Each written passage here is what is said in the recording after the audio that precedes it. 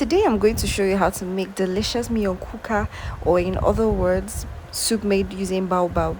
And I hope you enjoy. So in a clean pot, you're going to add some red oil or palm oil, and then you're going to allow that to heat up, and then you go in with some deboned dried fish. If you don't like fish, please, you can leave out this process.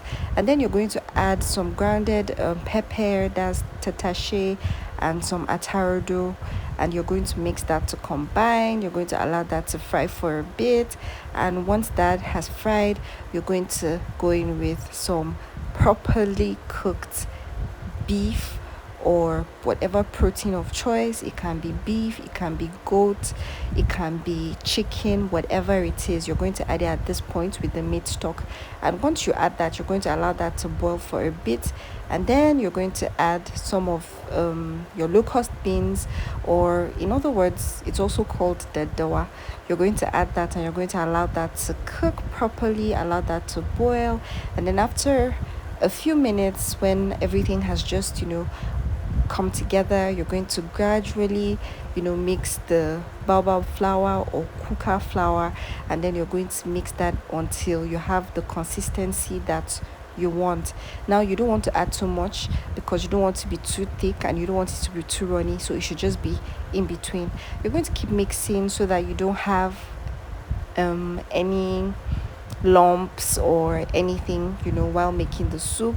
And once you've mixed that to combine, you're just going to and then you're going to let that simmer on low heat, and once that is properly cooked, you're just going to turn off the heat. This soup is very popular in northern Nigeria, and it can be paired with whatever form of swallow. It can be swallow made from corn, that's tuwo masara. It can be paired with tuwon shinkafa. It can be paired with semo or even fufu. I mean, it's your choice. And that's it, guys. I hope you found this helpful. Remember to like the video, share the video, drop a comment, and follow my page so that you can get notified of very easy recipes that you can create in your home.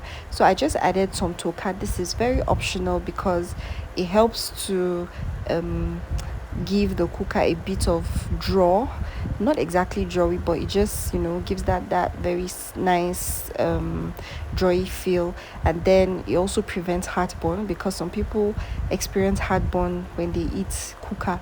So when you add potash to it, it prevents you from having any of that. Just look at how beautiful and delicious this soup looks. Thanks for watching. Bye.